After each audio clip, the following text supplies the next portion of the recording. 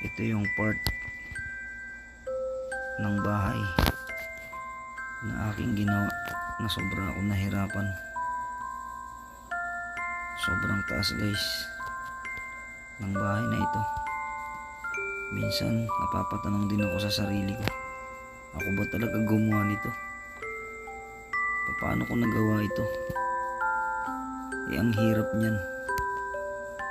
Halos wala kang matungtungan. Minsan iniisip ko rin guys, paano ko kaya nabuo ang bahay na ito? Na halos dalawa lang kami nung bata na aking katulong. Napapatanong na lang tuloy ako minsan sa sarili ko.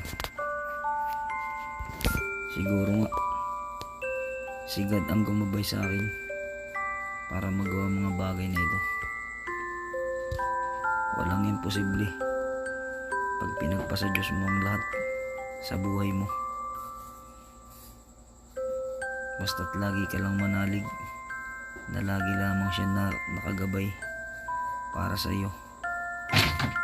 Kalimutan mo na ang masasamang bagay na dumaan sa buhay mo at harapin mo ang panibagong landas ng buhay na tinatahak mo. Kasi si God lagi nandyan para sa iyo. Tumawag ka lang at lagi siyang nariyan para